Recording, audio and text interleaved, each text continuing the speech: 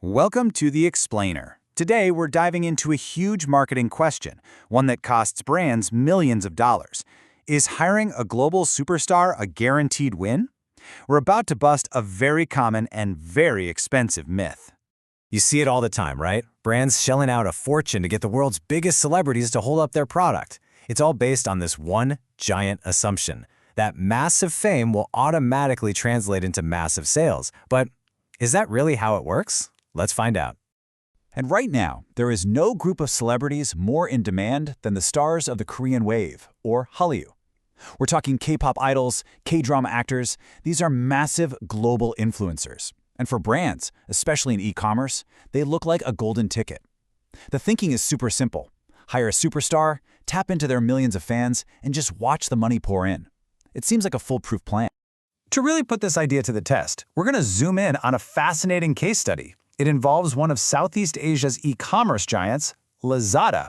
They were in a bit of trouble and decided to make a very big, very splashy bet. And wow, take a look at these numbers. They really paint a picture. Between 2020 and 2022, you've got competitors like Shopee and Tokopedia crushing it with well over 130 million visitors a month. Meanwhile, Lazada's traffic in Indonesia was just falling off a cliff. It dropped from 36 million all the way down to 21 million. They had to do something big and fast. So, with their numbers tanking, what did Lazada do? Well, they reached for the classic go-to solution. They decided to hire one of the biggest stars on the planet. And that star was Lee Min-ho. I mean, if you're into K-dramas, you know this guy. He's an absolute icon, a legend across Asia for his roles in huge hit shows. So they brought him on as their first ever regional brand ambassador, just in time for their biggest sale of the year. The stage was set. And you can see exactly what they were thinking right here in their own press release. The chief marketing officer talked about his personality resonating with shoppers. They really believed he would connect with customers, build that trust, and of course, get them to click buy. The expectation was crystal clear.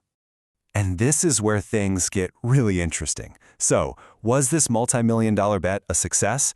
Did hiring Lee Min-ho actually move the needle for Lazada's customers? Well, luckily for us, a research paper decided to investigate that exact question.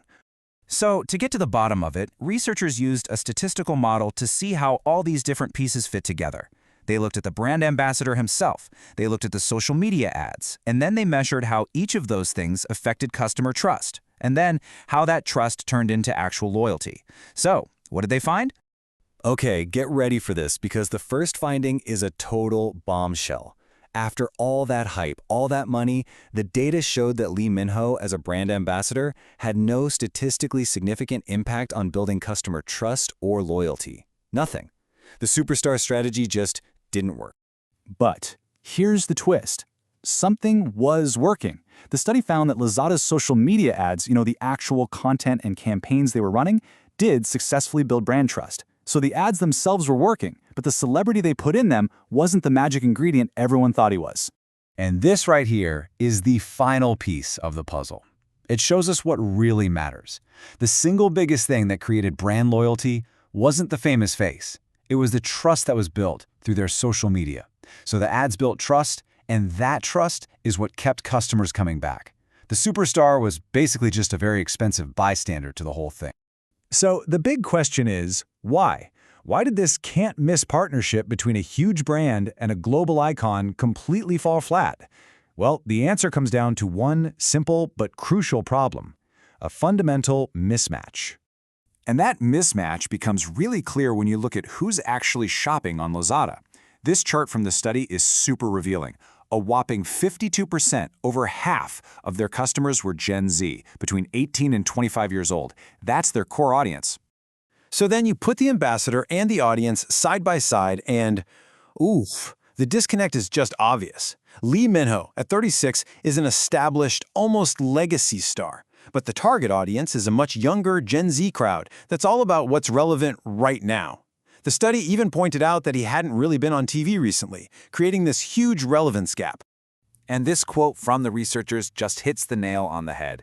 Being famous and having a nice personality, it's not enough. Your ambassador has to actually be someone who impresses and connects with your specific target market. Without that genuine fit, the endorsement is just noise. So what's the big lesson here? Well, this whole case study really pulls back the curtain on what it takes to build a brand today. The old rules are changing, and there's a new playbook for earning customer trust. So, what's in this new playbook?